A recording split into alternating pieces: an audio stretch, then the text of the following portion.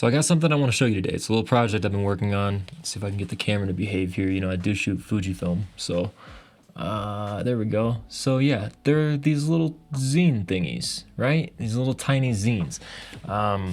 Printing work is sick. Printing work is really fun. Every time I've printed work, I've always been absolutely infatuated with the result. And honestly, I really don't have much experience outside of like Walmart's photo center. You know, I'm cheap and I travel and live out of a suitcase, so printing like amazing quality large format prints is just kind of, I don't know, out of the question for me. It doesn't really feel like the right time. I'm sure for some of you guys it's the same thing, right? Not enough time, you've always wanted to try it, but it just seems a little daunting.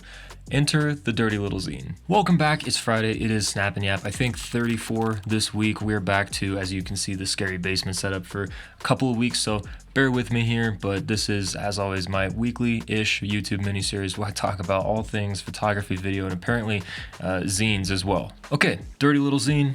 What is it? How do you get started? Unfortunately, I can't take any credit. I did not make it. Somebody way cooler and more talented than me did. All I can do is show you what kind of cool stuff you can make with it. It's a really cool, low effort, low impact way of getting into printing, making something tangible out of your photography. You know, in the world of Instagram and TikTok and all this, you know, stuff, it can feel very special and very tactile to finally actually touch and feel, you know, your photos. I don't know, it's a weird thing. Maybe nobody else cares, but I like it. Anyway, what I'm gonna do is I'm gonna put the camera up here somewhere and have it look down at the desk, and I'll show you what I made and why I think it's cool and why I think you should give it a shot. All right, so the first thing that you're gonna notice about these is that they are not magnificent works of art. The print quality is honestly pretty shit. They were done with kind of just an average sort of computer printer that you would have in, you know, home office or something like that. But honestly, the shittiness of them, I think, is kind of part of the charm. I tried to do some black and white ones. I think I have an example here somewhere, and it printed like lines. Yeah, here it is. It printed lines all the way through. I don't know if you can see.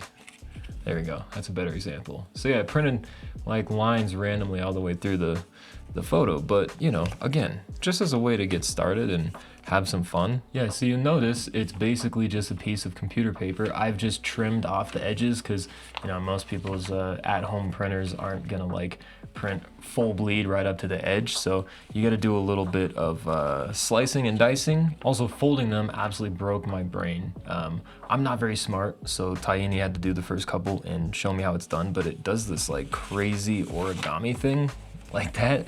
Like, I feel like a total badass now that I can do it, but it was definitely not easy the first couple of times. Anyway, I made a bunch of them for the purposes of this video. So this one's from Myrtle Beach when we were there in South Carolina. So it's, you know, just a couple of photos of like the boardwalk, motel, things like that. I'm gonna give these out, I think, to some of my friends and other photographers that I hang out with, just as kind of like a gift, you know, like a tangible thing. Hey, here's my photos, you can touch them, you don't have to look at them on Instagram anymore. I don't know, I think it's kind of cool. Yeah, I might keep a couple in my camera bag as well, just for when I'm out, because, you know, doing street photography, sometimes you meet people and they're interested in what you are doing, and it's cool to give them something that's, you know, real, instead of just saying, here's my Instagram handle, and I don't know, they can look at it, they can throw it in the trash, keep it forever, like, whatever. It's a piece of printer paper and some ink, right? So this one's all from Olympic Boulevard out in LA. It's one of my absolute favorite places that I've shot. Some of my favorite photos actually from the entire